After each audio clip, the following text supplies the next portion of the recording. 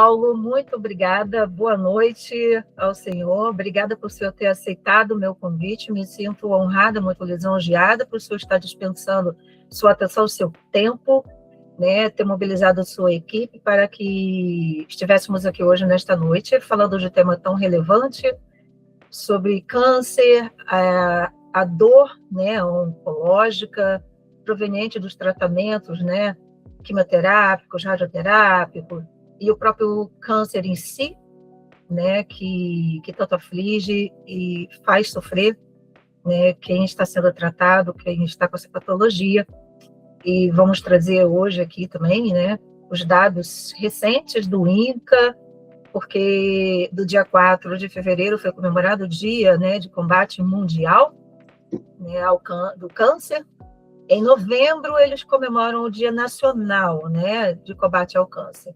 Mas abrindo o ano, é o Dia Mundial de Combate ao Câncer. E neste mesmo dia 4 de fevereiro, o INCA liberou os novos dados, né, as estimativas de novos casos de câncer para o triênio, que é sempre por triênio que eles trabalham, né? Então, 2026 a 2028. Muito obrigado pelo convite, é uma oportunidade muito grande e muito boa da gente falar para o público em geral.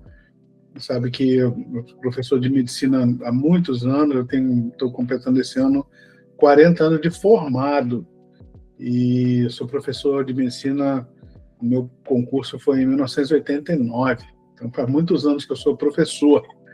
E geralmente a gente é professor de medicina para alunos de medicina, então a gente vive num mundo um pouco mais separado do público de um modo geral. E o contato que a gente tem com o nosso paciente. Mas a oportunidade de falar para as pessoas é inestimável para quem ama o assunto de que vive, de que trabalha, de que convive. E eu trabalho com medicina da dor há muitos anos também, e nesse período eu me apaixonei por um tema específico, que é o paciente de dor oncológica, paciente que sofre no tempo do tratamento, desde o diagnóstico até as fases mais avançadas de doença. E, de um modo geral, o que a gente vê na literatura nacional, em português, a gente tem muito pouca coisa escrita para esse público específico. Eu acho que a gente merece espaços como esse aqui para falar sobre esse assunto. Eu tive a oportunidade de escrever um livro sobre isso, um tratado de dor oncológica, junto com o Carlos Marcelo de Barros. Escrevemos juntos esse tratado, é o primeiro tratado de dor oncológica em língua portuguesa, a gente publicou em 2019. E temos escrito aí vários guidelines junto com a Sociedade Brasileira de Oncologia, muita coisa falando sobre esse tema, especificamente dor. E quando a gente fala em dor, de um modo geral, o pessoal faz logo um link com a doença, né? Com o próprio tumor, né? Ou diretamente com a evolução da doença, já pensa em fases avançadas da doença. E essa oportunidade que eu estou tendo aqui, como uma pessoa que presenciou, viveu, que é testemunha viva desse sofrimento, que é muito mais do que um sintomador apenas, das fases mais iniciais até da doença, quando começa com biópsia, múltiplas punções venosas para exame, ficar parado durante o tratamento para exames de imagem, radioterapia, longas horas na cadeira para quimioterapia, e outros tantos sofrimentos aqui com as sondas, e, nossa, os pós-operatórios. Eu não estou nem falando do sofrimento emocional, social, familiar, trabalhístico. Eu estou falando não só dessas dores, mas das dores só físicas, né? Se a gente considerar só as dores físicas, nossa, a dor do transporte, de sair da sua casa e chegar no local de tratamento, né? Então, paciente que tem dor óssea, paciente que tem dor em cicatriz, dor pós-operatória, pacientes sofrem demais durante todo o tratamento. Então, a dor é muito prevalente, ela está muito presente. E esse é o nosso tema hoje. Quando a gente fala sobre oncologia de um modo geral, eu vou puxar um pouco a brasa para a dor enquanto sofrimento, mas hoje eu estou convidado aqui pela essa queridona Isis, que a gente não vai ficar retido só nesses temas, a gente vai falar sobre superação, a gente vai falar sobre uma mensagem de otimismo, a gente vai falar sobre Deus, a gente vai falar sobre espiritualidade, a gente vai falar sobre coisas boas, que é a nossa mensagem, que fazem com que esse sofrimento, esse processo cansativo, pesado, que não é só para o paciente, é para todo mundo que está em volta, né? E quando eu falo que todo mundo que está em volta, não é só a família, tem mais gente em volta que não está só na família, que sofre junto, e mostrar como a gente pode fazer, e principalmente a isso contar a história. Porque muito mais do que eu contar a história de muita gente que eu já participei da história, contar a história de quem viveu a história, sentiu no corpo e sentiu na alma o sofrimento, vai contar de uma forma muito melhor do que eu posso contar aqui com as minhas palavras sobre o que eu assisti e não que de fato eu senti. Isis, obrigado pelo convite. É uma honra, uma satisfação. A gente tem uma história para contar, eu e você, né? Quer contar a nossa história? História, né? Porque eu transito.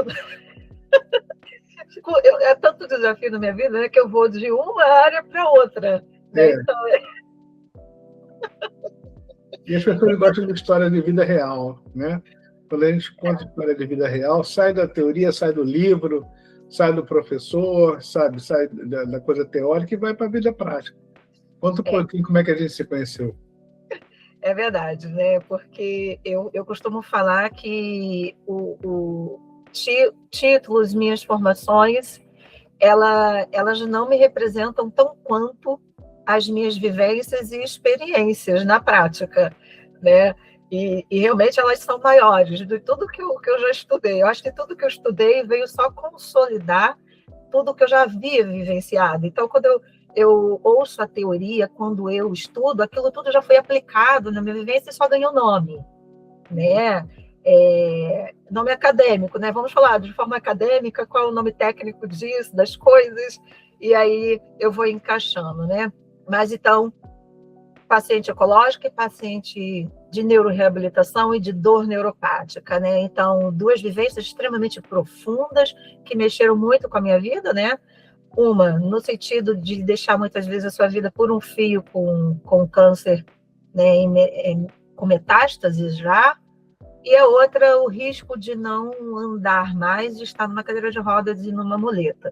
Né? Então, dois desafios, eu não consigo nem precisar qual foi o pior momento, se foi 2005 ou se foi 2020 em diante, né? Até o momento em que eu comecei. Eu acho que são conceitos que a gente pode quebrar um pouquinho, sabe? Sofrimento não tem maior, menor, não tem como comparar, assim como não tem como comparar a dor das pessoas. A coisa mais difícil é julgar a dor das pessoas, a coisa mais difícil é quantificar a dor das pessoas. Então, quando eu ouço assim, a pessoa é muito resistente à dor, ou a pessoa é muito fraca para a dor, será que está doendo isso tudo, doutor Paulo? Ela não está exagerando? Isso é um conceito muito difícil de você julgar o quanto que uma pessoa sofre, quanto aquele sintoma é relevante, importante e percebido por aquela pessoa e que dá o tamanho do sofrimento. Sim. Então, a dor sempre é ruim, independente da forma com que você lida com ela. E algumas pessoas lidam pior, outras lidam menos pior, mas ninguém lida bem. Porque a dor sempre é ruim. Nunca ela é sublime, olha que dor maravilhosa, nossa, que delícia de dor. Isso não existe, não é fato. Então, algumas pessoas sentem mais o golpe, né? Vão ao nocaute mais fácil. E outras pessoas conseguem manter a luta mais firme durante mais tempo. E o nosso trabalho, Isis, aqui hoje, é você com seu testemunho e eu com meu testemunho, dizermos que, cara, tenta ficar mais forte mais tempo. Tenta ficar de pé na luta mais tempo. Não deixa cair nesse round. Vai ter um descansozinho aqui entre um round e o outro, você vai tomar uma água, sabe? Vai passar a toalha no rosto, vamos fazer um curativo aqui nesse supercílio que está sangrando e levanta para o próximo round mais forte, que você vai ganhar o próximo round. Só não cai nesse round, porque é uma luta de muitos rounds, né? Com uma luta de boxe, né? E você passou por um bocado de round, hein, dona Isis? Eu costumo falar que esse vencer, né, são doses diárias de grandes esforços. né? Porque a dor, realmente, você não tem como mensurá-la. Né? Muitas vezes, quando você chega em um atendimento de emergência, te pergunta, está doendo de quanto a quanto? De 0 a 10, qual o nível da tua dor? É muito difícil você mensurar, né? Então, tenta metrificar, bom, nem sei se eu botei a palavra correta, mas não tem como você medir, vamos botar assim, né? Não tem como você... Essa medida, às vezes, entra muito como uma coisa... A minha dor é 10, porque eu queria muito que você desse atenção para a minha dor. Exatamente. E a minha dor, doutor Paulo, a minha dor melhorou, mas ela ainda é 10. Mas você não acabou de me dizer que ela melhorou e 10 era a semana passada e ela melhorou? Pois é, mas ela ainda está 10. O que ela quer me dizer com isso? Que ela não sabe aritmética? Que 10 é igual a 10? E se melhorou 10 não pode ser 10? Né? Teria que ser pelo menos 9, alguma coisa assim? Não, o que ela quer dizer é o seguinte, cara, não desiste de mim. Sabe, não me dá menos do que você está me dando, me dá a atenção que você está me dando, me dá o remédio que você está me dando, continua forte comigo, porque apesar de eu ter melhorado, eu estar dizendo que melhorei, cara, eu preciso ainda muito, ainda é muito forte para mim, ainda está me magoando muito essa dor. Isso é um conceito de uma percepção de dor que foge dessa aritmética simplista de dor 9, dor 8, dor 7, acima de 7 é forte, abaixo de 7 é média, sabe, abaixo de 3 é fraca. Isso, com todo respeito aos meus colegas, é uma coisa de médico que está começando nesse meu mundo da dor, que usa isso como um parâmetro, porque é muito difícil medir a dor de outra pessoa. Muito difícil. E, de um modo geral, as pessoas são muito coniventes e são muito condescendentes com a dor dos outros e não com a nossa própria dor. Então, com a dor dos outros, não está doendo tanto assim, né? Não, olha só, isso é coisa da sua cabeça, sabe? Distrai. Vamos pensar em outra coisa. Como se você dá um tapinha nas costas e falar assim, não fica triste não, ou vamos pensar em outra coisa, fosse uma coisa que acontece quando você fala isso para uma pessoa. Existe esse conselho? Não fica triste não, e a pessoa levanta, não vou ficar, e levanta e fica feliz? Esse conselho não existe. Não. Existe isso. Entende? Não, porque a própria dor te maltrata. Conselho. Depois desse conselho, eu acabei de ficar feliz. Né? Então, são coisas assim que a gente ouve. Né? E dentro da oncologia, como é que está o cenário aí? Você que tem estudado bastante, você que começou falando a respeito dos números do INCA, né? Como é que são os números no Brasil? Você está atualizado sobre isso? Esses últimos números que saíram agora, de 2026, como é que está o próximo triênio aí para quem está nos ouvindo? Então, as estimativas, né, versus estatísticas não são tão boas, né? Não são tão boas. Por ano, 781 mil novos casos. Aqui eles também estão considerando, né, o câncer de pele não melanoma. Né? Excluindo o câncer de pele não melanoma, 518 mil. Por que esse câncer de pele não melanoma eles excluem? Porque ele é de alta incidência, mas baixa letalidade. Então, eles não consideram no todo. Já tirou um câncer de pele não melanoma, olha aqui, ó.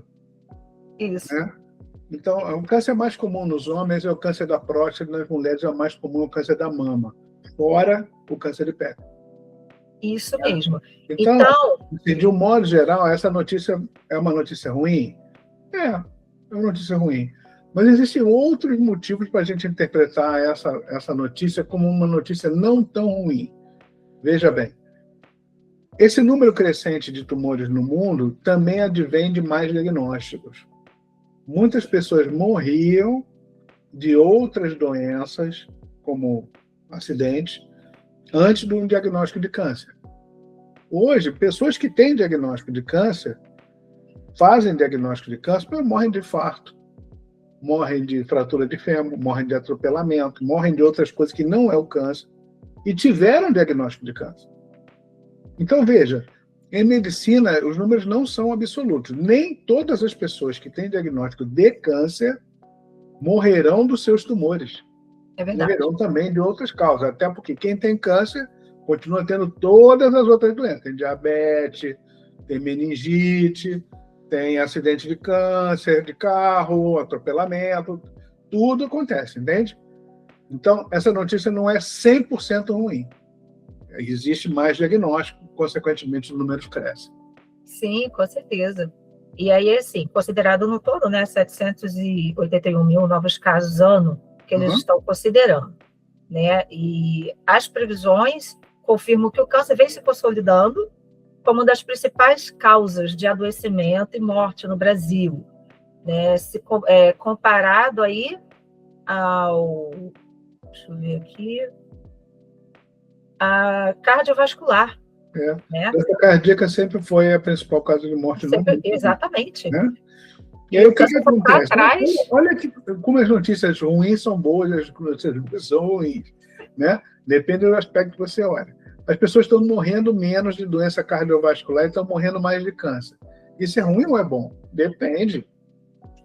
Depende. Por quê? Quando eu me formei, as velhinhas morriam com 70 e poucos anos. Né? 75, 76, quebrava o fêmur e morria. Agora não quebra mais o fêmur. Aquela que tem bom tratamento, reposição hormonal, trata a osteoporose, elas estão indo embora sem quebrar o fêmur. Então, doenças que não existiam no passado, as demências senis, aumentaram. Por quê? Porque as pessoas vivem mais. Aqui no Constantino tem um monte de gente com 90. Não existia pessoas com 90 anos, algum tempo atrás. Você conhecia uma ou outra.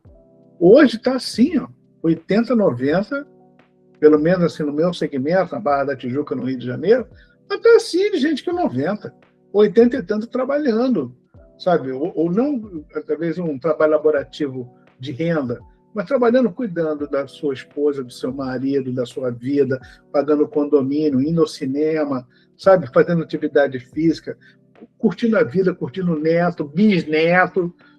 Então, estão vivos socialmente, né? Então, isso faz com que as pessoas tenham mais tumores, tenham mais outras doenças. Então, essa inversão que está havendo do número crescente de mortes por câncer, também porque estão morrendo menos de outras doenças. Morrerão também, no futuro, com mais tratamento, de menos outras doenças também. Então, esses números têm que ser tratados com muito cuidado, sabe? Então, quando a gente fala assim, aumentou a presença de câncer no mundo, aumentou no mundo todo. Porque tem mais diagnóstico, as pessoas sobrevivem do primeiro câncer e fazem um segundo, olha só, porque sobrevivem do primeiro, então fazem um segundo, fazem um terceiro, coisa que não faziam. Né? Então, o diagnóstico aumentou, às vezes até isso é um sinal bom, mostrando que a gente está sobrevivendo mais tempo para ter o segundo. Olha que coisa bizarra, né?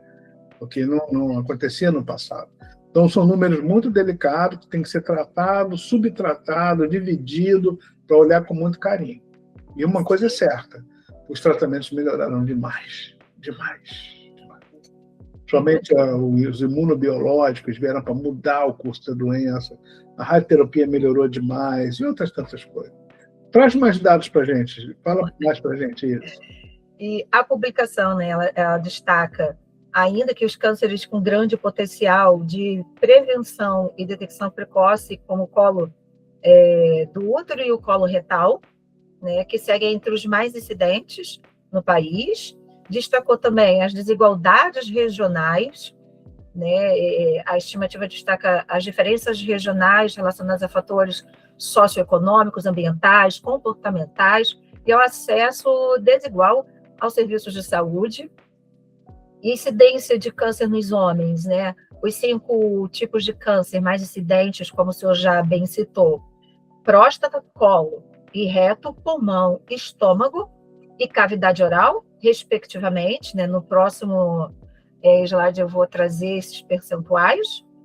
E a incidência de câncer nas mulheres predominam ainda os cânceres de mama, cólon e reto, colo do útero, pulmão e tireoide, né? E eles falam que é o seguinte: a doença segue como desafio central para o SUS nas próximas décadas, né? Olha que observação interessante que você fez agora. O segundo, tanto no homem quanto na mulher, é o câncer de intestino, somente de reto, colo e reto. E a gente tem um exame incrível para isso, um exame preventivo, que é a colonoscopia. Então, veja, olha que notícia ruim, que notícia que é boa. Do segundo tumor, que é mais comum no homem e na mulher, existe um exame de prevenção que é fantástico. Sim. Né? Um exame muito interessante. Na mesma coisa, em relação ao câncer de próstata no homem, existem exames que também são muito bons para o rastreio precoce da doença. E na mulher, o câncer de mama, existem exames de rastreio precoce da doença. O que a Isis falou aqui nas palavras dela? Qual é o grande problema? A desigualdade de acesso à tecnologia. Então, o acesso à tecnologia fica muito claro. As regiões de maior progresso do Brasil têm uma prevalência menor de diagnóstico, um aumento maior do diagnóstico em fases mais iniciais da doença. Enquanto que nas regiões mais pobres do Brasil, a gente tem em fases mais avançadas. Quando o diagnóstico é feito numa fase mais avançada, o prognóstico muda. Com certeza. O prognóstico piora. Né? Então, oncologia, de um modo geral, em toda a medicina, assim, estou sendo assim, bem amplo, mas em oncologia, o investimento financeiro é muito importante em tecnologia para o tratamento, em tecnologia para o rastreio da doença precoce, o esclarecimento. Quanto mais letrado é a população, mais ela entende a necessidade do exame de rastreio. Tanto as mulheres fazem mais preventivo, vão mais ao ginecologista com frequência. As mulheres, de um modo geral, já se cuidam mais, de um modo geral. Os homens têm mais preconceito em relação à medicina preventiva. Mas quanto mais esclarecido é o homem, mais ele se coloca à disposição para os exames de rastreio do câncer e de outras doenças também. Então, quanto menos educado é o nosso povo, mais sensível às doenças, de um modo geral. E o câncer não seria diferente. Sim, por isso que mais adiante aqui eu vou trazer justamente falar sobre isso em relação aos estados, né, com mais incidência de determinados tipos de câncer. Né? Então, essas desigualdades são muito latentes, fato, em alguns estados. Não vai ser nem surpresa quando eu trouxê-los aqui, né? Então, por isso que essa live tem esse cunho mesmo, sabe, de chegar até o paciente, chegar ao público geral, né, um compromisso meu, não somente porque eu já tive a doença, então é claro que isso vai ficar muito mais latente em quem sobreviveu, né, mas é um compromisso de todos, né, e a prevenção, a atenção primária à saúde, esse estilo de vida que aqui vai falar algo muito importante mesmo, dos fatores de risco, né, para o câncer, e a população precisa saber disso. Essas informações precisam chegar, né, até o público geral de uma forma que seja muito simples. Né? Inclusive, esse PDF aqui, depois eu disponibilizo, e, na verdade, o senhor até já o tem, né? E para tornar fácil mesmo o entendimento, eu coloquei de uma forma muito simples para o entendimento, né? Tá bem coloridinho, então assim, a pessoa, né, tá light, não está pesando tanto. A pessoa consegue ter um entendimento muito fácil do que está aqui, né? Então, vamos agora passar para os percentuais, né? Tipos de câncer incidentes nos homens. Primeiro, próstata, 30,5%, cólon e reto, em segundo lugar, né? 10,3%. Em terceiro, pulmão, 7,3%. Em quarto, estômago, 5,4%. Cavidade oral, em quinto, 4,8%. Né? Incidência desses cânceres aqui nos homens. Nas mulheres, o senhor vai ver que os percentuais pouco mudam. Mama, 30%. Cólon e reto, 10,5%. Então, nos homens, 10,3%. Igual, praticamente, né? Colo do útero, 7,04%. Pulmão, 6,4%. E tireoide, 5,1%. Nas mulheres. Né? No homem, ele não não entrou como um dos mais incidentes no homem a tireoide. Você vê que o equilíbrio é muito grande já entre homens e mulheres. Isso aconteceu muito também a partir dos anos 60. A partir dos anos 60, com o aumento do feminismo de um modo geral, grandes fatores de risco masculinos, que era o álcool e o tabaco, que eram muito maiores nos indivíduos masculinos do que nas mulheres, houve um certo equilíbrio, né? Aumentou muito o consumo de álcool entre as mulheres e o tabaco também. Então, houve uma equiparação. Então, isso é uma das características que a gente vê em relação à prevalência de doenças cardiovasculares e também em relação ao câncer. Existe uma grande onda agora, eu vou te dizer, de uns 20 ou 30 anos para cá, de grandes alertas nutricionais que culminou agora de mudanças de processos alimentares, de dietas que estavam equivocadas, né? Dietas com superprocessados. Eu sou de uma geração, Isis, que é até interessante. A senhora, minha mãe, ela foi educada pelo pediatra de que o leite materno era menos bom do que um leite de latinha. Que o leite materno era um leite fraco, sabe? E meu pai contava que eu tive muita diarreia quando bebê e o leite foi trocado inúmeras vezes até eu parar de ter diarreia. E o pediatra, naquela ocasião, acreditava piamente, né, no meu tratamento, de que o leite materno da minha mãe não era o suficiente para me manter. Olha que mudança de paradigma que a gente teve, que hoje o aleitamento materno exclusivo vai até o 6º mês da criança, né? Olha a quantidade de ideias equivocadas que recentemente foram demonstradas pelo governo americano em relação ao consumo de carboidrato, em relação ao consumo de gorduras. Eu sou de uma geração que o ovo era quase um crime, né? As gorduras saturadas eram quase um sacrilégio entrar na sua casa, né? Hoje, a margarina era uma coisa quase de Deus, né? A margarina era uma coisa maravilhosa. Hoje é o contrário, né? A manteiga, boa e velha manteiga, ela voltou a ter um papel de destaque, enquanto que a margarina virou um veneno. Então, a nossa própria ciência, ela tem verdades temporárias. Ninguém tem verdade absoluta, né? E muitas coisas acontecem com o conhecimento, com o passar do tempo. Então, hoje, o consumo de alguns produtos já estão claramente demonstrados que são cancerígenos. O cigarro é um deles, né? Alimentos embutidos, enlatados, conservas, são também sabidamente alguns piores, outros menos piores, né?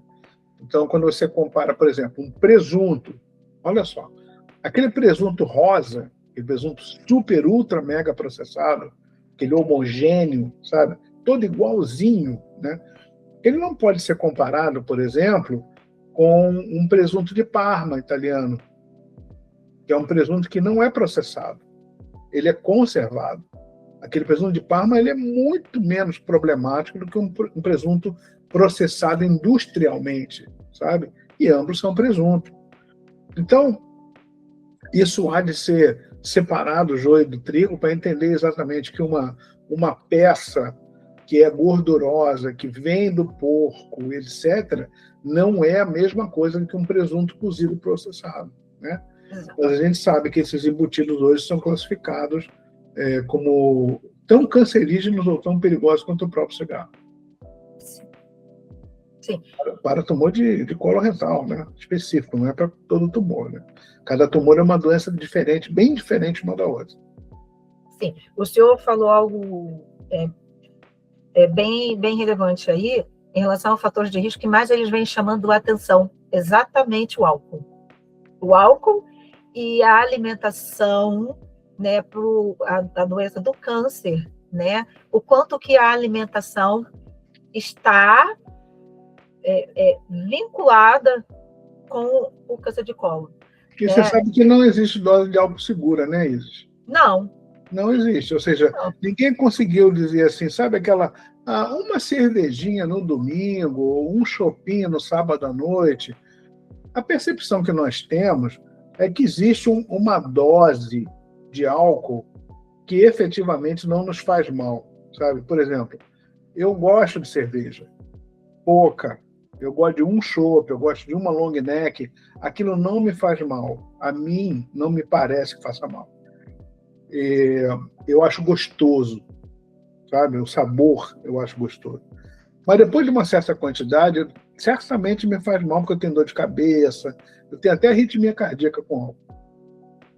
Então, o álcool, para mim, é prejudicial. Eu identifico que me faz mal. Mas a dose do álcool que eu percebo que faz mal, ela é uma percepção pessoal do Paulo. Porque, segundo a Organização Mundial de Saúde, não existe uma dose efetivamente segura. Qualquer dose do álcool pode ser efetivamente grave no aumento da prevalência de algumas doenças, inclusive o câncer. Assim como é o cigarro. Então, não existe uma dose de tabaco, de consumo de tabaco, que seja efetivamente segura. Não tem. Sabe? Então, fumar um cigarro, 2 cigarros é seguro? Não é. Nem 1, nem 2, nem 10, nem 50. Todos não têm uma dose efetivamente segura. E segundo a Organização Mundial de Saúde, mais do que 5 cigarros por dia é grande fumante. 5 cigarros. É grande fumante. Então, aquelas pessoas que falam, não, eu fumo 3, 4 cigarros por dia, isso não é muito, né? Tem gente que fuma 1 maço, 2 maços, ou seja, 20, 40 cigarros. Isso é um grande fumante. Não.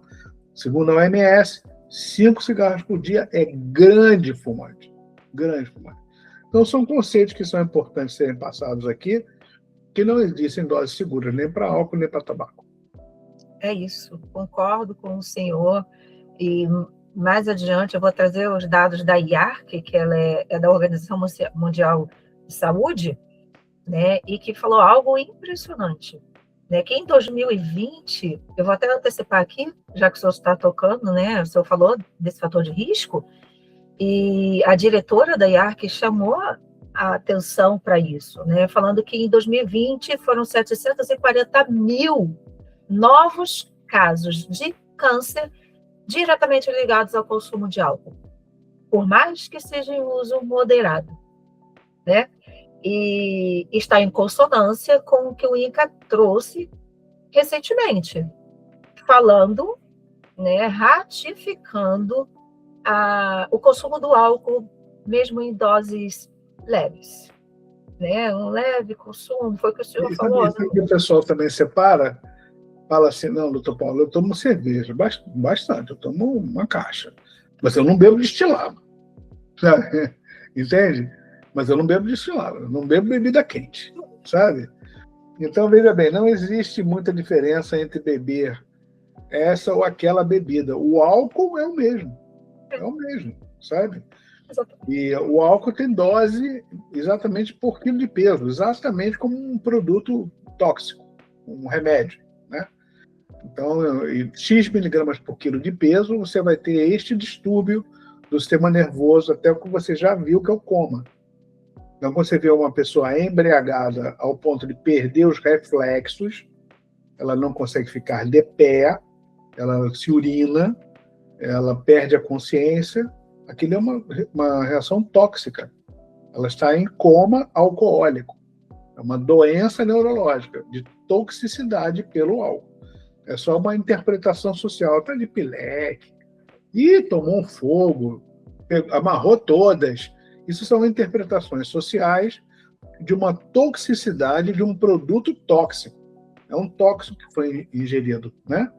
E o que você está vendo é uma perda do controle neurológico. A pessoa não consegue caminhar em linha reta, ela perde o controle sobre a sua própria pessoa, né? Então, ela é objeto de furto, ela é objeto de estupro, ela é objeto de acidentes, né? Eu assisti recentemente um atropelamento na Avenida Brasil, aqui no Rio, de uma pessoa que estava andando pela Avenida Brasil, certamente ela não sabia onde estava, achava que estava em algum lugar e ela foi atropelada, né? E eu assisti o atropelamento à distância. E são pessoas que estão alucinando, né? Estão vendo uma outra realidade que não existe. Isso é uma questão de toxicidade. Então, você imagina, se isso acontece no sistema nervoso, acontece em todas as células do corpo. Então, essas células são intoxicadas, elas passam por processos de mutação genética, de toxicidade, muitas células morrem, né? Essas células morrem, né? Há uma perda neuronal quando isso acontece.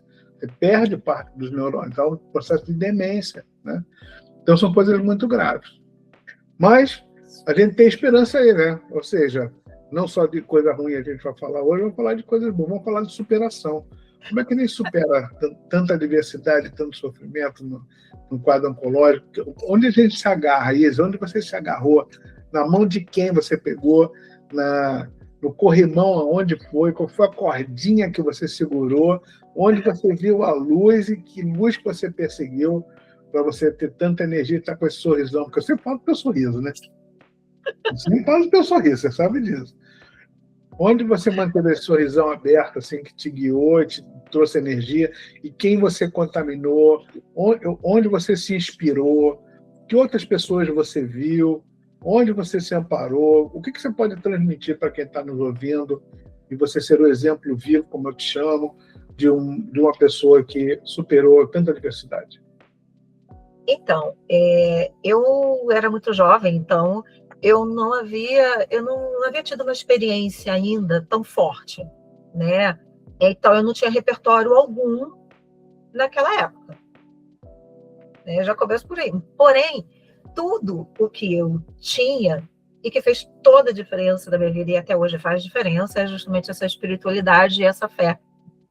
É que eu me lembro que eu estava com câncer, mas tudo que eu queria era estar ali aos pés da cruz, sabe? Eu queria ir para a igreja, eu queria estar louvando, né? E aquilo me fazia muito bem, e era aquele lugar que eu sempre queria estar, né? E, resumindo, na presença de Deus, sabe? Então, a fé, sabe, foi o meu maior sustento. A minha coluna, sabe, assim, a minha coluna foi a fé. Você sabe isso, sendo até hoje. Nós, médicos de dor, oncologistas, a gente importou da cardiologia a espiritualidade. Quem começou como especialidade médica a estudar a espiritualidade, que não se confunda com religiosidade, você pode ser de uma determinada religião e ter espiritualidade ou não. Tem gente que frequenta a religião, mas tem pouca espiritualidade. E tem gente que tem muita espiritualidade, mas não frequenta efetivamente alguma religião. A espiritualidade, ela invoca nas pessoas uma conexão com o seu divino. E esse divino te inspira, te ampara, te protege, te guia e te traz sempre uma renovação de esperança. Essa é basicamente a ideia da coisa, né? A ideia do pensamento, a ideia do otimismo. E quando a gente viu isso na cardiologia funcionando demais, começou-se a se pensar cada vez mais do ponto de vista científico o que seria a espiritualidade para as pessoas frente ao cenário de dor e sofrimento, frente aos cenários de doença. E isso dentro da cardiologia veio muito forte em doenças ameaçadoras da vida, que não são só na cardiologia que a gente tem na neurologia, tem na oncologia, tem na medicina da dor e outras tantas que a medicina frequenta, né? Então, o que se viu? A experiência da ISO. Ou seja, frente ao sofrimento, frente a uma história que estava sendo contada, que pode ter final feliz ou um final menos feliz, a jornada dessa história, o contar dessa história, que a gente até fez aqui uma analogia com uma luta de boxe, são vários rounds, né? E entre um round e outro tem uma descansada. A espiritualidade, ela conforta muito. A espiritualidade faz com que essa luta seja mais tranquila de passar. Sim, né? Assim, eu foquei muito também naquilo que me dava muito prazer de fazer. Né? Então, tipo, ir à praia, ver o sol, ver o mar, né? É claro que quando você faz um tratamento... Isso também faz parte do seu sagrado. Então, quando você fala assim, o seu sagrado, geralmente a gente pensa no Criador, pensa numa coisa divina, e o seu divino pode estar em apenas contemplar o que de fato é tão maravilhoso, que é a nossa natureza. Eu já vi pacientes que dizem identificava o seu divino na hora que ia surfar. E na hora que botava o pé na água, ele sentia ali a presença de uma divindade, de uma coisa de Deus, entende? Outros sentem dentro da igreja, outros sentem no silêncio do seu quarto, sabe? Outros sentem no momento de conexão com a natureza ou no momento de meditação. E as conexões, o religarem, né? Que é da reconexão que a religião permite, da espiritualidade, vem através desses rituais. Por isso as religiões existem, né? Muitos dos rituais vêm exatamente dessa reconexão ou religação das religiões permitem com a sua espiritualidade. E o teu testemunho é sempre muito relevante, muito importante. E é isso mesmo, porque em tudo isso, né? Eu falo assim, realmente o senhor nunca vai me ver falando de religião. É claro que eu cheguei a comentar um pouquinho sobre isso com o senhor, né, na festa, mas raramente eu toco em tema de religião com as pessoas, sabe? Raramente mesmo, né? Porque eu gosto tanto desse Deus, né, que eu vejo no silêncio, eu sinto no silêncio, né? Eu sinto quando eu adoro, quando eu louvo, eu sinto quando eu estou no mar, sabe, vendo a natureza, vendo a sua criação, e tem essa sensação mesmo do surfista, né? Nossa, eu estou ali na onda, estou sentindo, né, esse Deus, ele sente, algumas pessoas vão saber especificar melhor, né, o que ela está sentindo, e outras não vão saber explicar com tanta clareza, né, mas é por aí, sabe, eu só queria passar por aquele tempo da dor, porque eu fazia quimioterapia de 15 em 15 dias, né? E a minha janela de bem-estar, entre aspas, se é que você pode ter um bem-estar nesse tratamento, era 4 dias antes da próxima quimioterapia. Então, eu já tinha todo o repertório do que eu ia sentir. Queimação na boca, as gengivas muito vermelhas, né? Dores insuportáveis no estômago. É que eu já estou até falando de umas especificidades da dor, que é uma das perguntas que eu vou fazer para o senhor, né? Dores nas juntas, entende? Então, assim, quando eu ficava bem, tudo que eu queria era não estar em casa. Mas, sabe, então, assim, eu tinha uns colegas que tinham estúdio, e eu gosto de cantar, né? Eu gosto de cantar, eu gosto de escrever. Tá vendo? O senhor está sabendo de algo novo. Então... E aí, eu ia para aquele estúdio quando eles não estavam gravando, e ali eu ficava o dia inteiro no estúdio, sabe? Então eu saía de lá tão bem, e uma das coisas, sabe, assim, o carinho que eu recebi das pessoas, né, principalmente ali, agora eu vou falar da igreja, né, em si, né, então eles me levavam para fazer quimioterapia, que eu fazia quimioterapia na clínica Seto do Dr. Gelson Quintela, né, nem sei se hoje ele ainda tem a clínica, mas eu acho que não.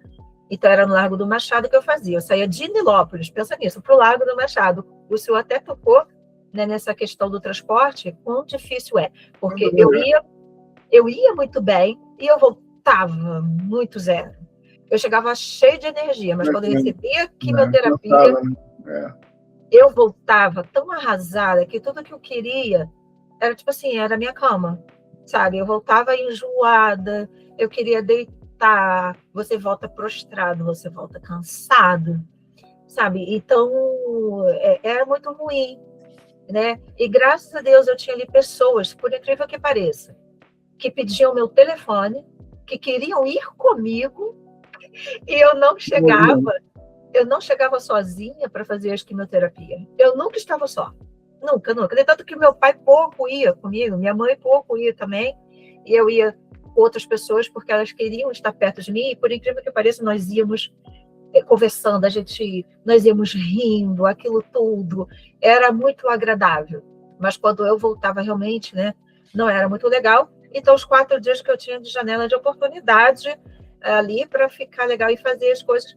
E aí eu né, sentia a vida mais próxima de mim, né? Tudo que eu queria, sabe, era estar bem, era viver, era me livrar desse tratamento, né? E eu colaborava para isso, né? Eu colaborava.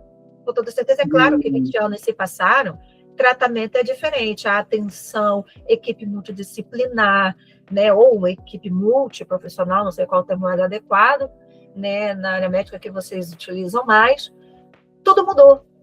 Mais 20 anos atrás, falar até de câncer era quase que um diagnóstico de morte, né? Quem tem câncer assinou a sentença, sabe? Você não escutava tanto falar que uma pessoa tinha câncer. E quando tinha muitos, de fato, vinham a óbito, né? Então, você fica com aquela insegurança, com aquela sensação, pô, vou morrer? É claro que passou pela minha cabeça. Isso é um pesadelo sempre, né? Quem tem esse diagnóstico da doença voltar, né? Em relação às desigualdades regionais, né? Norte e Nordeste, com câncer do colo do útero entre os mais incidentes. Norte e Nordeste, câncer de estômago tem maior incidência entre os homens. Sul e Sudeste, tumores associados ao tabagismo são mais frequentes, pulmão e cavidade oral.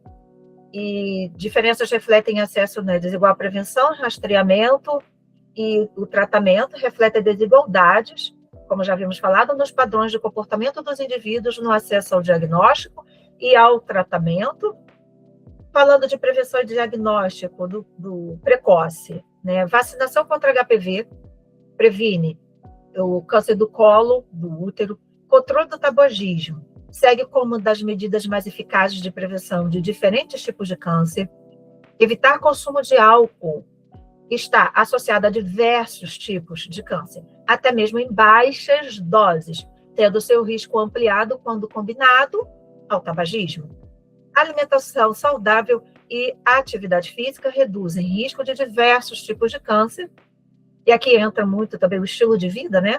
E rastreamento e diagnóstico precoce aumentam chances de cura e reduzem mortalidade, né? Então, trabalhar em cima desses eixos de prevenção, né, do diagnóstico, da atenção primária à saúde, aquela, né, que o paciente, com autocuidado, com autorresponsabilidade, né, isso está sob responsabilidade dele, né, da pessoa, essa atenção primária à saúde, né? Então, agora eu vou passar para as perguntas, e aí o senhor vai me responder. Vamos fazer um bate-bola. Vamos fazer um bate-bola aqui. Eu vou até ampliar aqui a tela. E vou fazer pelo meu celular aqui, porque o meu slide aqui não está atualizado, que eu abri. Então, vamos aqui para o meu telefone aqui. As perguntas de dor oncológica. Deixa eu agora ampliar. Vamos lá. Qual a especificidade da dor oncológica? Pergunta número 1. Né? O senhor quer que eu faça as demais perguntas e aí o senhor vai respondendo tudo numa... Não. Vamos respondendo uma a uma? Vamos. Então, qual a especificidade da dor oncológica? Então, essa pergunta pode ser desdobrada do tipo, as que têm relação com tumores, que não têm relação com tumor. E aquelas que não têm relação nem com tratamento, que algumas têm relação com tumor, outras têm relação com tratamento, não tem nada a ver com uma coisa com a outra. Então, o paciente pode ter uma dor oncológica, ter uma lombalgia, ter uma dor de cabeça que não guarda relação. Mas o que a gente vê, de um modo geral, é que o paciente que tem câncer sempre vai achar que é do tumor. Então, se tiver uma unhazinha que encravou, ele vai ficar preocupado que aquela unha está encravando. Nunca encravou na vida e passou a encravar depois que teve um câncer e pode achar que aquilo tem uma coisa a ver. Isso chama catastrofismo, né? E começa a relacionar qualquer coisa que acontece na vida, se o cabelo ficou branco, se a sobrancelha está fina, se a unha está encravando, ao tratamento do câncer ou à doença, né? Isso não é fato, mas isso acontece com todo mundo, né? E existem as doenças que têm a ver com o tratamento, que também é o preço a se pagar pelo aquilo que está te salvando. Então, a toxicidade pela quimioterapia, a neuropatia periférica, a dor crônica pós-operatória, a dor das biópsias, nossa, tem um montão de coisa. E o próprio tumor. Então, tumores que são sólidos são diferentes de tumores que não são sólidos, as fases das doenças, início da doença, fase avançada da doença, estadiamento. As pessoas são muito diferentes. Então, não dá para ter uma fórmula única, não dá para pensar de uma vez só. Cada doença é uma doença. O tumor de tireoide não guarda relação com câncer de mama, que não tem nada a ver com câncer da próstata. São doenças diferentes, que todas estão debaixo do mesmo guarda-chuva chamado câncer. E cada uma dessas doenças, em mim é um jeito, em você em outro, na vovó é em outro, porque existem peculiaridades das pessoas. E ainda mais em fases diferentes, no início, no meio, mais avançado. Então não dá para a gente falar de um modo geral de uma coisa que é tão específica e tão diferente nas pessoas. Tem que ser realmente cada um tratado de forma singular. Cada pessoa é uma pessoa. É verdade. E aí o senhor já até meio que adiantou, né, a pergunta de número 4, né, se a dor ela é primária relacionada ao câncer ou ela é secundária provocada pela quimioterapia, né? Porque ambos te trazem dor, né? Geralmente, Isis, a gente tem um pouquinho de cada, né? Geralmente tem um pouquinho de cada. Tem patologias que geralmente não doem absolutamente nada. São doenças que realmente elas não têm um perfil doloroso e tem outras que têm uma característica dolorosa, né? São sabidamente tumores que costumam doer. O câncer de pâncreas é um deles, né? Ele costuma ser, às vezes, diagnosticado pela dor. Ele começa aparecendo com dor. Isso é uma característica dessa doença. As doenças nos ossos também frequentemente são diagnosticadas por dor, né? E as fraturas decorrentes da doença dos ossos geralmente doem. Então, são algumas patologias específicas, entende? E outras geralmente não doem nada. Vou dar um exemplo, uma doença na tireoide, raramente causa dor. Não é comum o paciente que já está com uma dor no pescoço e ter um câncer de tireoide. Isso não é comum, né? Não que não aconteça, mas não é comum.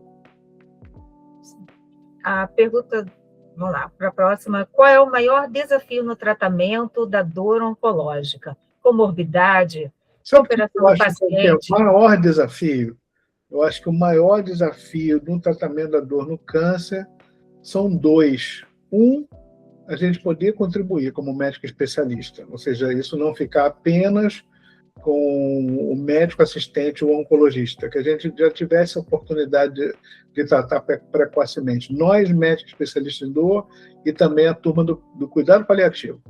A gente tivesse, desde o início do tratamento, a oportunidade de oferecer cuidados paliativos e medicina da dor em todas as fases do tratamento. Cuidado paliativo não é para o final de vida, cuidado paliativo é para ser oferecido durante todo o tratamento, cuidado paliativo não é para o final de vida, posso falar 3 vezes, cuidado paliativo não é para o final de vida, é para todo o tempo do tratamento, e medicina da dor não é para tratar a dor do câncer.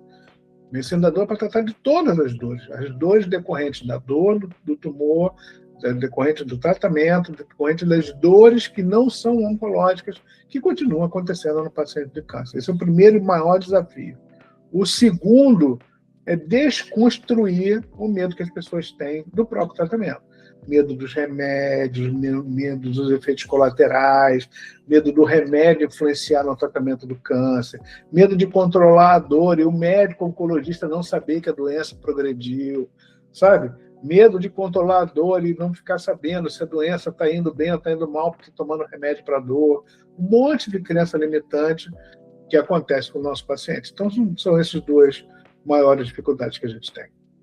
Sim, porque o efeito colateral da químio, ele pode ter uma intensidade maior em uma pessoa e tem aquelas que não vão sentir absolutamente nada. Porque sabe o que acontece? As pessoas acham que quimioterapia é um frasquinho, né, que tem uma caveirinha assim de pirata, né, escrito assim, quimioterapia, que é a mesma coisa para todo mundo, né? Não é. Não é. Quimioterapia, eu vou dizer um exemplo para você. Você foi num restaurante de comida italiana. Num restaurante chamado quimioterapia. Então, se num restaurante de comida italiana você não sabe se você vai comer um carpaccio, ou um ossobuco, ou um talharim, ou um presunto de Parma, todos são comida italiana. São completamente diferentes um do outro. Na quimioterapia é assim também. Então, quimioterapia é um grupo imenso de medicamentos com doses, com intervalos, com protocolos muito diferentes para doenças muito diferentes, que são muitos tipos diferentes de câncer, em muitos estágios diferentes, e em muitas pessoas diferentes. Então, quimioterapia não é um remedinho, né? Não está no frasquinho que é igual para todo mundo. Então, os efeitos colaterais, os benefícios, os problemas, as complicações, tudo vai ser diferente e é personalizado por pessoa. É sim, porque eu recebi a vermelha, né, e a as coloridas. A branca, a vermelha, a preta, a roxa, a amarela, entende? Então, o pessoal fica com medo. Olha, essa tal cor, né? Então, hoje a gente tem... Vou dar um exemplo muito simples para vocês. Hoje tem quimioterapia oral. Tem. Entende? Então, não existia, há bem poucos anos para cá, tem. Né? Então, o que não existia, hoje existe. Então, você imagina o que vai existir daqui a poucos anos. Então, há bem pouco atrás não tinha inteligência artificial. Né? Estamos falando aqui de 2, 3 anos para cá, ou pelo menos não chegava a nós. Né? Não que ela não existisse, ela já existe há bastante tempo. Mas a inteligência artificial que chegou no nosso telefone para a gente usar, né, no nosso computadorzinho de casa, chegou há bem pouco tempo, né, assim, de uma forma bem ampla. E imagina no universo da oncologia, tem muita coisa para acontecer. E eu espero que a IA venha ajudar muito com as questões assim, do gêmeo digital, né? Que, nossa, e com o genoma, os genomas também, né? Os estudos dos genes, né? Para uma medicina de precisão. Isso. Sabe? Então, nesse congresso que eu fui do Albert Einstein, né? Foi falado muito sobre isso. A própria Unimed, Faculdade Unimed... Não existe mais outra medicina que não seja essa. Né? Essa é a medicina do presente e do futuro. Quanto mais terapia-alvo for, quanto mais específico for, esse remédio é para ISIS, para a doença da ISIS, baseado no que a ISIS é como pessoa, pela sua carga genética, pelo tipo de tumor que ela tem. É este remédio dela, nesta dose, neste intervalo, tudo desconsiderando coisas subjetivas, né? Com marcadores específicos, calculados, sabe, identificados geneticamente, através de computação, em que a inteligência artificial ajuda em todas essas etapas da computação, ou seja, uma coisa menos subjetiva e mais objetiva. Sim. Minimiza o sofrimento, assim, evita expor, muitas vezes, né, a pessoa no tratamento. Não há dúvida. Sabe? Não é à toa que eu gosto muito da neurociência, né, gente? Nossa, é algo tão fascinante que acho que faz até minha pupila dilatar. Como diz a música. Exatamente. Vamos para a próxima pergunta. Estimativa. Vamos ver se o senhor sabe me trazer algumas estimativas aqui. O senhor atende mais público masculino ou feminino? Qual tipo de câncer? E percentual melhor evolução com o tratamento? Então, eu atendo mais mulheres, de um modo geral, do que homens. O tumor que mais me procura são os tumores mais difíceis de contornar a dor. Então, comecei falando sobre o pâncreas. Né? O pâncreas e a metástase óssea são os tumores que mais me procuram. Então, são os tumores metastáticos ósseos, a mama dá muita metástase óssea. Exato.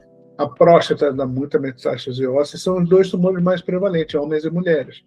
Então, geralmente, eu atendo tumores de mama e próstata com metástase óssea, esses são os mais comuns, e o câncer de pâncreas, porque ele é exatamente o tumor que dói muito. Nas clínicas de dor, a nível mundial, esse número se distorce um pouco. Ele é muito característico de países menos desenvolvidos do que nós, como nós, melhor dizendo.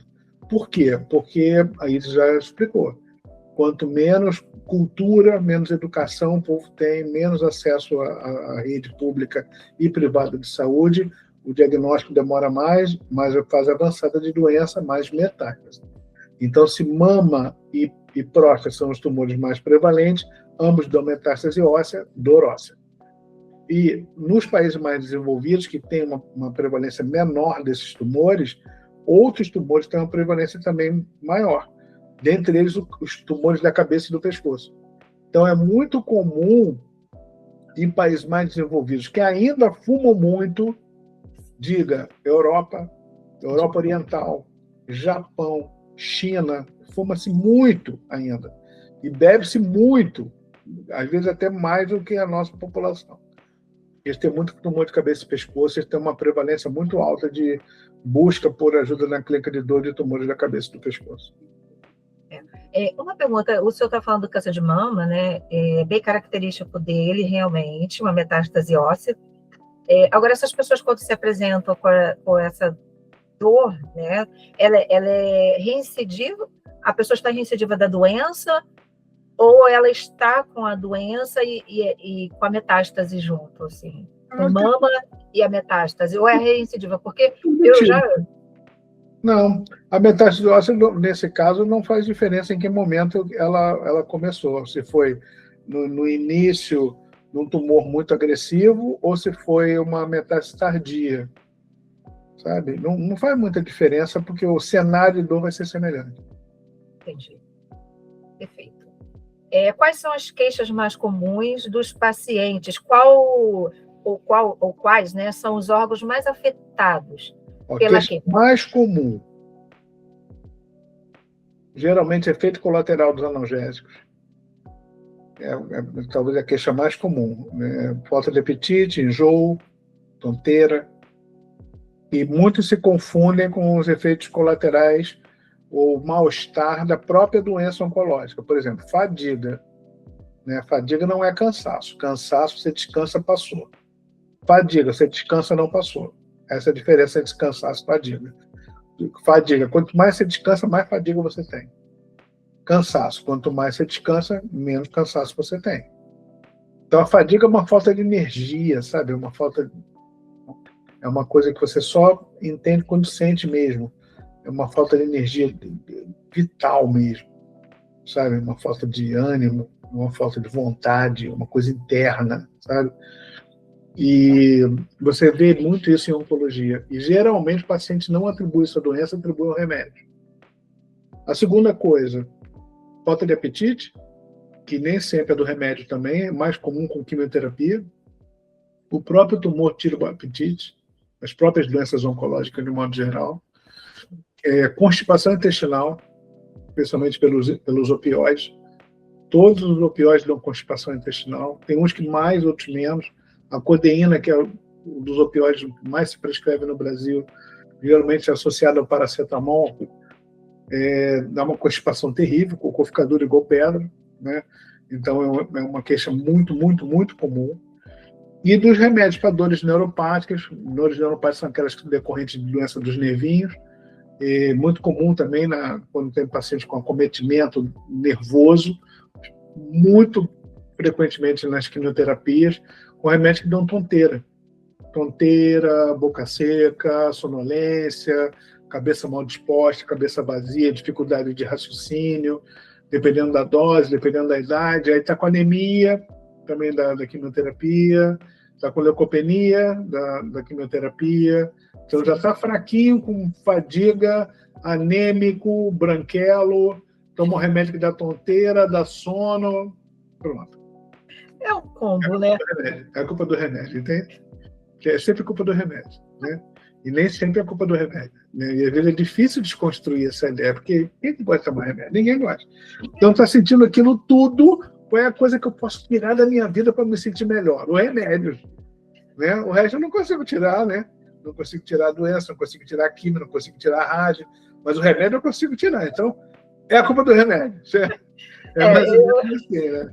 Eu falo porque, assim, né, por conhecimento de causa, eu tinha plena consciência de que era quimioterapia, porque não tinha outra coisa sem ela. Assim, essa criatura que está me fazendo mal, porque eu fiquei 3 dias sem dormir, porque a dor no estômago era no nível do insuportável. Eu realmente estava, assim, parecia que eu estava embriagada, porque você não dorme. Na quimioterapia é comum também usar dexametasona também, que tira o sono. Não, mas assim... É um conjunto. A dor é insuportável. Não tem coisa fácil. Não. Então, se a gente parar e pensar assim, cada item, né, é muito difícil atribuir todo o problema a um item. É um somatório, sabe? Sabe quando o bolo desanda? O bolo desandou. Foi porque eu botei fermento de menos, fermento de mais, abriram a porta do forno, o forno não estava quente. essa forma não está montada. Não, é um conjunto, entendeu? É mais ou menos assim, mas de um modo geral, o paciente sempre tem a percepção que o problema está no remédio, né? De um modo geral. Assim, não só na oncologia, sabe? De um modo geral. É comum a gente ouvir assim, qual o remédio que a senhora toma, dona Maria? Eu tomo esse remédio agora está me fazendo mal. Quantos anos a senhora toma? Uns 10 anos. Mas ele começou a fazer mal agora? A pessoa vê, nunca me fez mal, passou a fazer mal agora. Não é ele. Por que ela acha que esse remédio de 10 anos fez mal a ela agora? E que isso não é uma outra doença, que não é um outro problema. Por que ela atribui aquilo? Porque é um inconsciente nosso, de um modo geral, atribuir coisa ruim a remédio. Segundo, ela não tem recursos médicos, entende? Para pensar nisso. O que vem à mente rapidamente é o remédio. Sabe que ela... Vou tirar, sabe? É normal isso, não vem aqui uma crítica. De um modo geral, as pessoas pensam assim. Ainda mais se perguntar para irmão, para tia, para primo, para vizinha, né? Tô tomando remédio há uns 10 anos, sabe que agora está me fazendo mal? Deve ser esse mesmo. Esse remédio é o quê? Não sei, tem a tarja preta. Então com certeza é ele. Com certeza é ele. Pronto, aí só era esse reforço que ela estava precisando para parar, né? E olha, era tão engraçado. É engraçado agora, né? Porque na época não era nada engraçado, né? Porque era assim, era dor no estômago. Aí eu descobri, o doutor Gelson passou, prescreveu o omeprazol 40 miligramas. Ai de mim que não tomasse o raio daquele remédio pela manhã em jejum. Ele minimizava a dor insuportável, mas eu entendia que, assim, é uma dor difícil. A dor oncológica ela é difícil de tratar, porque ela está sendo provocada por um medicamento, que é a químio. Aí você vai tentar combater a dor da químio, que só melhora quando ela vai saindo, né? E aí ela vai abrindo dores, a queimação da boca. Não tinha o que fazer. Eu falava, bom, daqui a alguns dias vai passar a queimação da boca, vai começar a doer o joelho, as juntas. Aí depois passava as dores das juntas. Eu, poxa, cheguei no final, que bom. 4 dias feliz lá, mas daqui a pouco já vem a próxima dose. Né? Mas eu já conhecia os esquemas, eu já sabia como é que ela funcionava. E é algo tão forte, que assim, eu passei um tempo com trauma de vermelho. Eu fiquei traumatizada com vermelho. Tem gente que não gosta de passar nem perto do centro oncológico, não gosta de passar na porta. Eu também trauma do vermelho por um tempo. Picolé, sabe assim? Porque toda vez que ia... Tudo é gosto. Porque a boca fica com sabor super esquisito, metálico, muito estranho. E toda vez que eles iam aplicar o vermelho, aí tomavam algo gelado, né, para minimizar, para gelar, né, realmente a boca, assim, para proteger, né, não estourar. E a primeira urina era incrível. A minha primeira urina pós-químio, ela saía vermelha. Imagina. A força do tratamento, né? Então, assim, como que ela maltrata? Por isso que é muito difícil você tratar uma dor oncológica, entendeu? É um medicamento tratando a dor de um medicamento. Fora a dor que o câncer, às vezes, por si só, já provoca. Entendeu? Temos mais perguntas? Temos sim, vamos aqui. Qual o tratamento mais eficaz na dor oncológica? Eu acho que nem tem, né? Depende do cenário, né? Pelo que a gente falou. Se é uma dor mais mecânica, mais inflamatória, mais neurológica, se é uma dor decorrente de uma complicação, como você falou, no estômago, não é para analgésico, né? É para tratar a complicação, uma gastrite que você está tendo, né? Então, vai depender muito do motivo. E outra coisa, quem disse que é do câncer? Você pode estar com uma tendinite, você pode ter tido um entorse, pode estar com lombalgia, com cálculo renal. Então, quem vai avaliar o seu cenário de dor, você pode estar tendo um infarto, né? Certo? Você pode ter milhões de motivos para ter dor, isso tem que ser avaliado por um médico. Eu vou dar um exemplo do que a gente pensa, quando você tem um paciente oncológico que aparece com uma dor nova, ele tem que ser efetivamente investigado. Não pode considerar, ela tem um tumor de mama, mas ela está com dor porque ela empurrou o piano ontem. E ela está com lombalgia há 4 dias, dizendo que está dor forte. Não, isso não pode considerar. Pode ser uma pessoa que não tem doença oncológica. Então, aquilo foi uma lombalgia mecânica. Mas uma paciente oncológica, você sempre tem que pensar que aquilo tem que ser visto imediatamente. Porque a oncologia, às vezes, dá poucas oportunidades de você tratar no início. Então, aquilo pode ser o primeiro sinal de uma metástase em que uma radioterapia resolve, sabe? Uma sequência de dose única resolve aquela metástase naquela vértebrazinha isolada.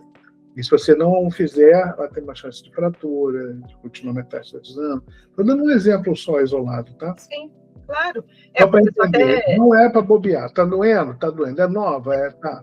Nunca doeu aí, não. Nunca doeu. Está doendo? Está doendo? Tá doendo. Está doendo também. Remédio nem melhorou. Menovalgina também, não melhorou, não melhorou. Vamos fazer uma imagem. Sabe? Vamos resolver isso aqui. Não fique enrolando dizendo que não acha que é nada, não. Porque as pessoas têm a tendência de negar. Sim. Porque acham que vem notícia ruim. Sabe? Então, não vou buscar, porque sabe, quem busca acha, né? Não é assim? É exatamente isso, gente. Tem que buscar para achar, porque quando acha, resolve.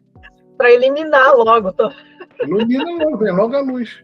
Elimina o problema, né? O senhor até falou aí já, né? Os pacientes já apresentavam dor pré-existente antes do câncer e quimioterapia, porque muitos já têm né, histórias pregressas. Então, quando chega o combo de câncer com quimioterapia, como tratar essa multiplicidade, essa variedade de dores, né? Faz parte do show. O senhor prescreve atividade física? Sempre. Ou considera como tratamento? A atividade física é muito bom de prescrever e é muito ruim de fazer. Então, é muito fácil prescrever, mas fazer é muito difícil. Muito complicado. Eu não minimizo a dificuldade. Mas eu vou dar um exemplo que é assim, muito, muito maravilhoso, muito maravilhoso. Ano passado, no Congresso Americano de Oncologia Clínica, um dos trabalhos que mais deu borogodó na plateia foi que a gente já sabia que a atividade física, você citou isso nos seus números, que a atividade física, vida saudável, comer regrado, todo mundo sabe isso, que previne o câncer. Maravilha, todo mundo já sabe isso. Ficar no peso, praticar esportes e ter controle dos colesteróis, isso é bom para tudo, para a vida, para a saúde, já sabemos, tá? Maravilhoso. O que a gente não sabia é que a atividade física cura câncer. Aí já é outra história, é outro patamar, entende? Saiu da prevenção para curar. O que aconteceu? Fez um trabalho muito longo, muito maravilhoso. Eu vou depois postar aqui, eu vou pedir para colocar a nossa equipe, uma referência nesse vídeo que a gente está fazendo, trazendo esse trabalho que foi mostrado ano passado, mostrando como cura o câncer. Então, foram 2 grupos grandes de pacientes com o mesmo estadiamento, câncer com metástase. Câncer com metástase, intestinal. Mostrando que esses 2 grupos, os que não faziam um exercício físico estruturado, e um outro grupo que fazia exercício físico estruturado com cura. Ou seja, critérios de cura, de não presença de doença após 5 anos. Então, são critérios diferentes de prevenção. Estou falando de tratamento. Atividade física tratando o câncer, e não prevenindo só. Então, se eu sempre perguntar se a gente prescreve atividade física. Isso aconteceu há 15 anos, no Centro de Oncologia que eu trabalhei durante 15 anos. Eu conheci um educador físico que já estava com um trabalho começando, na época era fazer um trabalho com plataforma vibratória, coisas pequenas, né? Todo mundo tinha medo, vai cair no chão, vai se machucar, vai quebrar o osso, sabe? Aquele monte de ideia de que a atividade física podia machucar os nossos pacientes. E eu o conheci, ele trabalha comigo até hoje.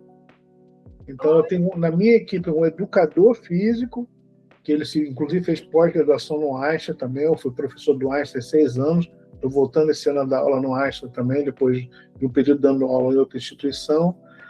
E ele foi pós-graduando no Einstein, ele fez já 2 cursos no Einstein, ele é uma pessoa muito vanguardista, se especializou em atividade física em pacientes oncológicos, com todos os critérios para não ter acidente, não piorar. Existe uma série de detalhes em relação a isso, mas o que a gente achava 15 anos atrás, que era prevenção, hoje a gente sabe que não só previne, como trata câncer. Isso é muito importante. Nossa, muito, muito boa essa informação. Assim como ter muito músculo, né? Tem um artigo também falando sobre isso, esse artigo eu ainda preciso buscar e lê-lo com mais calma, que fala quanto mais músculo a pessoa tiver, eu acho que menos ela sente o impacto, sente o tratamento. Então, essa eu tenho que correr atrás ainda dessa informação e trazer os dados, né, com mais certeza. O que o senhor prioriza em um tratamento da dor? Olha, no início do tratamento, o que o paciente mais precisa é alívio rápido do sintoma dor. Porque senão ele não acredita em você, ele acha que você não tem recurso para ele e ele precisa renovar a esperança, entende? Então, no curtíssimo prazo, ele tem que ter um alívio, nem que seja pequeno, imediato, no sintoma dor. E a gente entende que o sintoma dor faz parte da grande doença dor crônica. A dor crônica não é só o sintoma dor. A dor crônica tem uma série de aspectos emocionais, psicológicos, sociais, espirituais, físicos, que englobam isso tudo que a gente está falando aqui há quase 2 horas, tá, Ingrid? Falando sobre isso. Estamos falando sobre dor crônica. E não é só o sintoma dor. Então, esse é o primeiro momento. O segundo momento é ele entender o que eu estou dizendo. Que não é só dar um remedinho para melhorar a dor. Ele tem que englobar uma série de aspectos, chamado dor crônica, que é um sofrimento e que eu não dou conta sozinho. O médico não dá conta sozinho. A família tem que participar. O médico oncologista tem que participar. Se tiver necessidade, fonoaudiólogo, dentista, fisioterapeuta, psicólogo, educador físico, assistente social, tem que ter um monte de gente envolvida. Porque cada um vai poder ajudar um pouquinho, sabe? Ou um pocão, dependendo do profissional. O próprio oncologia, quem que está envolvido ali? Tem cirurgião, tem oncologista clínico, tem radio-oncologista, tem patologista, tem um monte de gente, radiologista, radio-oncologista, geneticista. Olha quantos médicos especialistas estão envolvidos no tratamento do câncer, né? Então, tem muita gente envolvida no tratamento oncológico e no tratamento da dor. É muita gente, sabe? E aí ele compreende. Quando ele compreende isso tudo, ele se torna disponível. E, para ele se tornar disponível, a gente tem que estar disponível também. Né? Ou seja, há um link. Então, não se deixar influenciar tanto por essas crenças limitantes, um monte de gente falando bobagem, um monte de informação que vem da internet, né? Ou seja, que a cannabis, por exemplo, a maconha, ela é um baita de uma ferramenta na oncologia, mas ela não cura. Então, quando você lê a informação sobre cannabis de controle de sintoma, bacana. Mas tem gente vendendo cannabis dizendo que cura câncer. Então, essas informações deturpadas contaminam as pessoas que estão desesperadas. As pessoas ficam vulneráveis. E aí toma garrafada, vai fazer pagelança dentro da oca do índio na Floresta Tijuca, vai fazer uma série de coisas buscando pelo desespero. E eu respeito o desespero das pessoas. Eu entendo que essa pessoa está vulnerável. E está vulnerável para uma série de coisas que são cientificamente inaceitáveis. O meu ponto de vista é cientificista, então, do meu ponto de vista, é inaceitável. Para outros pontos de vista, é aceitável fazer uma pagelança para o tratamento da dor, para o tratamento do câncer. No meu ponto de vista, é inaceitável. E eu argumento o seguinte: os índios, de um modo geral, não têm mais saúde do que os ocidentais. Então, a prevalência de dores e de doenças na população indígena não foi menor com a cultura indígena da medicina indígena. Então, não acredito que essa ferramenta seja melhor do que a ciência atual desenvolveu em relação ao câncer. Então, não acredito que a pagelança possa ser melhor do que um centro de oncologia de primeiro mundo. O senhor citou, né, a desinformação, né, e tem gente fazendo a gentileza, né, prestando um desserviço à população, né, porque ela vem com uma informação equivocada, né? E as pessoas compram aquilo, por isso que as pessoas têm que ter consciência, primeiro do que elas têm, consciência de não vai ser fácil, é tratável, vai ser complicado, pode sentir ou pode não sentir, né? Então, você trazer essa consciência e trazer o paciente para dentro desse tratamento, né, é para tornar mais fácil a cooperação dele, né? Porque não adianta, jamais vai ser unilateral. Não é unilateral, né? E eu vou fechar com essa pergunta aqui. Como o senhor se sente emocionalmente e profissionalmente frente a tantos desafios e sofrimento alheio? E me fala também como o senhor prepara a sua equipe, né, para enfrentar essas demandas e se o senhor trabalha com uma equipe multiprofissional. Ó, eu acho que eu já respondi esse negócio da equipe multiprofissional anteriormente, mas eu acho que é um privilégio tratar paciente de câncer. É um privilégio porque dificilmente a gente tem uma doença, não tem uma doença que a gente pode ajudar tantas pessoas quanto na oncologia. A segunda coisa é que o sofrimento, a gente se contamina com o sofrimento, sabe? E para a gente aprender a conviver anos e anos e anos com o sofrimento, a gente tem que ser treinado. Se a gente não tiver treinamento, a gente leva o sofrimento para dentro da nossa casa, para dentro da nossa vida, para dentro do nosso trabalho, 7/24. E a gente adoece junto. Eu adoeci já. Então, depois de muito treinamento, eu aprendi a me preservar, a preservar a minha família, a preservar a minha sanidade mental, por treinamento, não é intuitivo. Eu não sou uma pessoa que tem nenhum tipo de qualidade diferente de outro médico não treinável. Eu sou treinável, fui treinado, aprendi com esse treinamento na vida, me expondo a isso e tenho prazer com isso. Eu consigo conviver com esse sofrimento, olhar de forma técnica, conseguir separar pena de amor, sabe? Separar as coisas, deixa a pena um pouco de lado, funciona tecnicamente, e depois deixa a pena te influenciar, o carinho, o amor, os sentimentos, mas tem que agir de forma técnica, pensando, porque está todo muito, muito influenciado pelas emoções, que as emoções vêm, né? Sim. Então, se você não se deixa contaminar naquele momento ali que você precisa tomar decisões técnicas, você toma as decisões técnicas, depois deixa as emoções vir. Aí a gente chora junto. Mas na hora não pode, não. Na hora você tem... Isso é treinamento. É só treinamento, sabe? E algumas pessoas passam pelo treinamento. Sabe o treinamento do BOP? Vai pede para sair. Muita gente pede para sair. Né? Outros passam no treinamento. Os que passam no treinamento vão para o BOP. E aqui é a mesma coisa. Os que passam no treinamento aprendem a lidar com esse tipo de situação e entendem nela uma missão de Deus. Entendem nela uma maneira de você fazer alguma coisa que volta muita energia positiva, muita alegria de fazê-lo, que retorna mesmo, sabe? Mesmo estando dentro do sofrimento. É isso.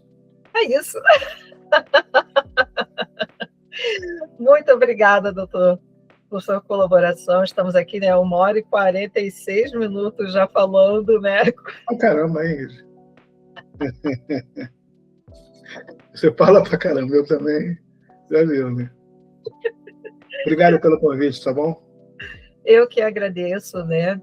E que tenhamos resiliência, porque resiliência, ela não é uma palavra poética, né? Soa como poesia, né? E muitos a usam poeticamente sem saber o que ela significa, né? Um termo que vem da física, né? A resiliência é esse ser que é esticado ao extremo, e depois ele volta. Né? É o bater no tatame, abre contagem, e você fica de pé de novo. Né? Como o senhor bem citou. É uma luta árdua. Resiliência, ela vem do sofrimento. Por isso que ela não é poética. Porque ela vem do sofrimento. O sofrimento te torna resiliente. Né? Então, quando eu ouço muitas pessoas falando da resiliência, com aquela coisa influente, eu falo assim, gente, essa pessoa sabe o que é resiliência? Porque falam de uma forma assim, é tudo tão poético às vezes. Não, mágico. Não, não é gostoso. Não. É só fato. Então, você falar da resiliência é você falar que você passou por esse sofrimento, que você foi esticado igual elástico, mas quando soltou, você voltou ao seu estado normal, e ele vem da física, né? Então, resiliência pressupõe um momento de dor intensa, de sofrimento intenso, que você bate no tatame assim, abre contagem, né? E você volta. E o meu recado final para você que está ouvindo a gente é: não perca a esperança. A gente está aqui para renovar a tua esperança, a dizer que tem tratamento, o tratamento não é fácil, a doença não é fácil. Ninguém falou aqui que é fácil, nem que é bonito, nem que é bacana, nem que é legal. Mas que também não é para desistir, porque a gente tem um monte de história bacana para contar. São difíceis, mas são histórias bacanas para contar. E a história, a jornada, ela pode ser mais suave, sabendo que você olha de frente para a jornada, busca na espiritualidade um conforto para amenizar o sofrimento da jornada, e vai ter muita gente querendo ajudar, vai ter muita gente querendo estar do teu lado. Mas a base é você ter um líder, é você ter uma equipe para liderando o seu tratamento, em que vai estar te dando as respostas certas, para você não ser contaminado com muita informação que vai vir. As informações vão vir de tudo quanto é lado, muitas de pessoas que te amam, te gostam e te querem, mas que não tem condição de filtrar o que é bom para você. E essas informações vêm de chats, vêm de Google, vêm de vizinhos, de amigos, de parentes, que sempre querem contribuir, querem ajudar. Então, em parceria contigo, mas divide com o teu médico. Você sabe que 70% dos pacientes oncológicos mentem para os seus médicos? Isso é um número estatístico? Então, muitos mentem porque tem um pouco de vergonha deles de falar aquilo que estão fazendo, porque já sabe que é meio esquisito, né? Que ele está fazendo, aquela tratamento, aquela planta, aquela atividade, mas gostaria de fazê-lo. E fazem, né? Então, confie um pouco mais nessa pessoa que você está depositando a sua vida, né? Depositando o seu tratamento. Divide com ele, porque se ele for teu parceiro mesmo, ele não vai te julgar, não vai te condenar, não vai botar dedo, mas vai contemporizar com argumentos, com ciência, aquilo que você está fazendo e te dizer um pouco do risco que está embutido com aquelas plantas, ou com aqueles rituais, ou com aquelas coisas que você está consumindo às vezes, não vai ser bom para você. Fica com o meu grande abraço. Isis, muito obrigado pelo convite, pela oportunidade. E nós vamos estar juntos. Eu vou convidar vocês para conhecer o nosso Instagram, é @paulorenatofonseca, e conhecer também o meu canal do YouTube, A Dor Nossa de Cada Dia. Muito obrigado.